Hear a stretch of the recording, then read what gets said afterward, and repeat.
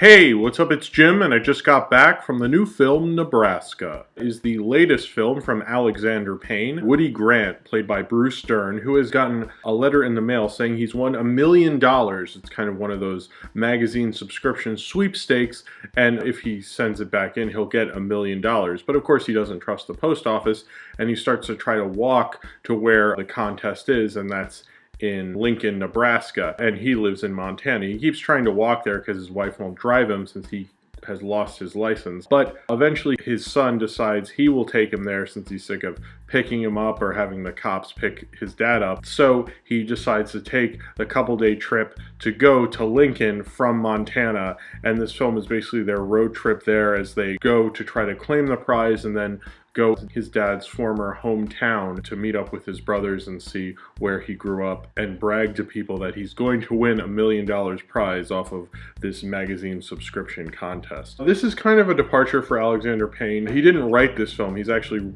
written or co-written all of his films. This was written by Bob Nelson, and it definitely has a different feel about it. Alexander Payne and David O. Russell really want to be like populist mainstream directors, but still be indie directors, still be auteurs, but they still like want people to like their movies. They would never put out something that's off-putting. As much as this is a different film for him, it still has funny parts. There's still parts where you can tell the whole audience is going to break out into laughter. When I saw The Descendants, I thought, oh, well, he's moving in more of his populist mainstream angle, and I feel like Nebraska is the opposite. It's like a hard left, where he's going more for like kind of more of an arty style. There's not as much a soundtrack in this film. There's no narration going throughout it. Sometimes it's just kind of quiet, and it feels a little more independently made, more like a smaller film. And it's in black and white, and the way it's in black and white isn't like a film like Frances Ha, which was trying to emulate black and white films of the 70s.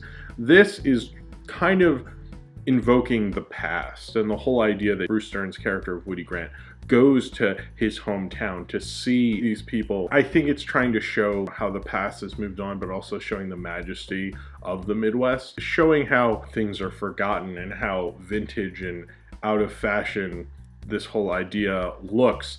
But I also kind of thought, and this is probably just a crazy theory I have, that the film is really not as much from Woody Grant's perspective, it's more from David Grant, who Will Forte plays.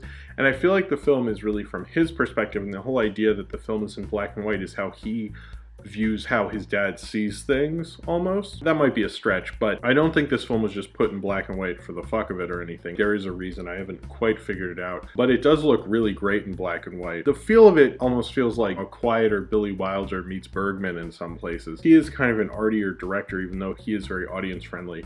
And it feels like he still wants a part of that, but he wants to go in more of an experimental vein. And the silences and how he always likes to cast like real people along with actors give it more of an independent, smaller feel. Many years from now, when Alexander Payne is dead and you watch these, you might think Nebraska was like earlier in his filmography almost, which is an interesting step back for him. He's almost challenging himself because like he's never made a film that he hasn't written before. And so it feels like him, but it feels off a little bit. It feels like he's not the same he was, like he's really taken himself out of the comfort zone. Like this is almost kind of a first film in a way. He rewrote it a little bit. I don't think he rewrote it too much, but it really feels like a different film from him. Reinvent the wheel, but he doesn't do it too much because he still wants the audience to laugh. He still has kind of vintage Alexander Payne moments throughout the film, and it's not shot like a black and white film. I mean, it is in black and white, obviously, but it feels like a film that was shot in color, and in post they did it. There's not as many cuts. There's all these long shots in it. It's trying to give these actors these moments. It's trying to be a little more subdued, a lot more subtle, a lot more modest. The one-horse town idea of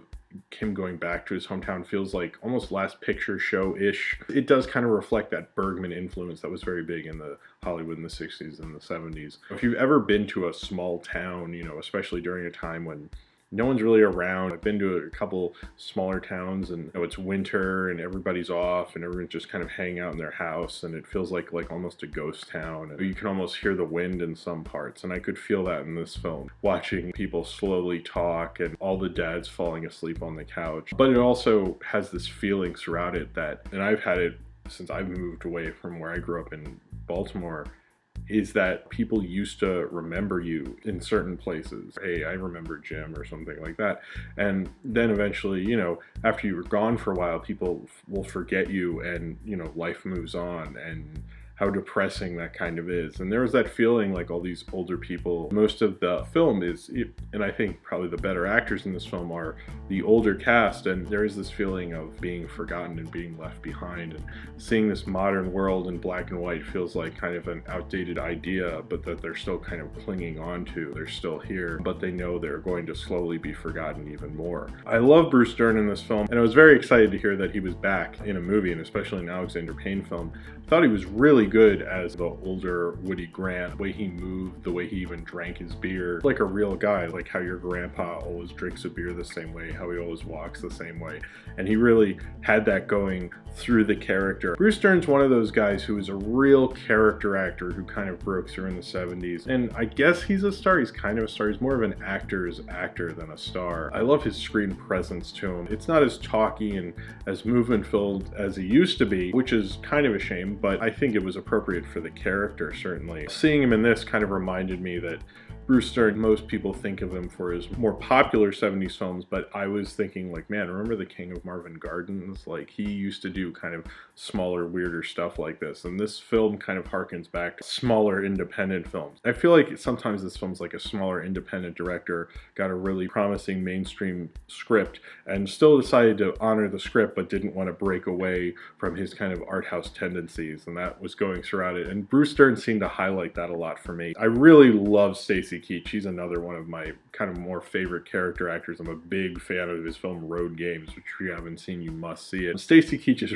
really good as this kind of weird antagonist, former friend of Bruce Dern's, and Stacy Keach has that classic voice. The cool thing about getting older actors like this in this film is they have, both Bruce Dern and Stacy Keach have always had a presence about them. There's something to be said about certain movie stars and certain actors who, when they come on screen, you're just like immediately interested in them. And Stacy Keach, when they walk into that bar and they first see him, there's almost like a spotlight on him because Stacy Keach radiates so much on-screen energy. He's really good as an antagonist. Unfortunately, too much of his career was an antagonist. I think he's a really good protagonist as well if you see Road Games, but he's really good at like kind of like the threatening older friend. He almost embodies it so well. He's so at home in it, it's almost even more uncomfortable. And he just has such an amazing voice. I don't know June Squibb as well, but she really steals the show in a lot of scenes, and she's absolutely hilarious.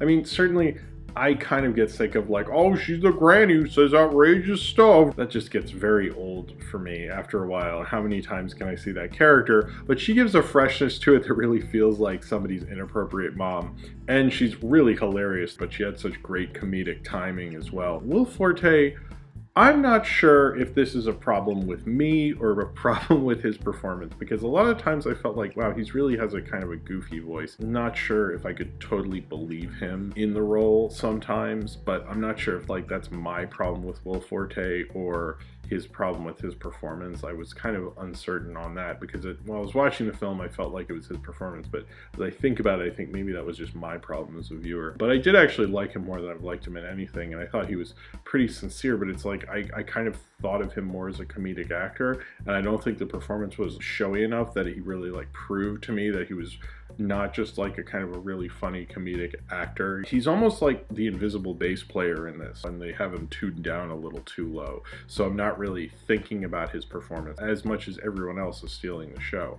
And everyone else in the film that he's reacting with is incredibly good. So I think he probably does do a good performance. It's just like this film, a little modest and a little subdued. It's more interesting than I thought he was capable of in a lot of ways, but I'm also like not sure if maybe he wasn't the best person for the role, but another part of me thinks he does. So I'm a little undecided on that one, I guess. And one of Will Forte's cousins in this film is played by Buzz from Home Alone. I knew it was Buzz, but I looked it up anyway. I definitely like this film. I don't love it as much as his earlier work. It's a road movie. It very much reminds me of Sideways and about Schmidt. More so about Schmidt, but obviously because of Nicholson and Bruce Dern, and they kind of have a connection. I feel like they're friends. I don't think this is one of his best films. I think it's a lot more daring than The Descendants, and I think it shows Alexander Payne still has promise to him. I don't want to say like he's kind of lost his satirical edge. He's almost gotten softer in a way, and in this film, both softer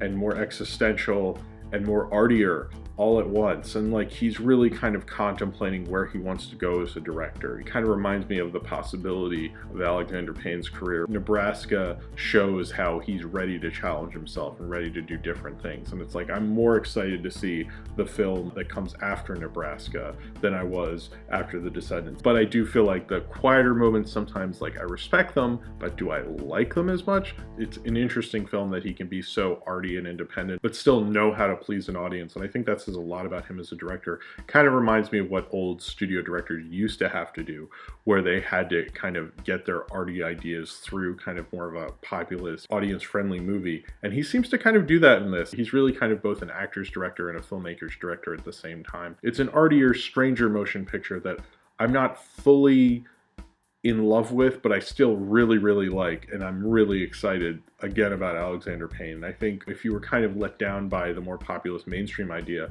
of The Descendants, I feel like you'll probably be more happy with Nebraska. But I can't say the same for the people who like The Descendants and hadn't really seen much of his work. I don't know if they'll be as into this, but maybe that's not such a bad thing. So if you've seen Nebraska and you would like to talk about it, then comment below in the comments and subscribe if you would like to. I kind of like shooting in black and white, so I always like when a movie's in black and white. I'm like, yes, I can shoot the review. I don't like shooting in color as much. I don't know.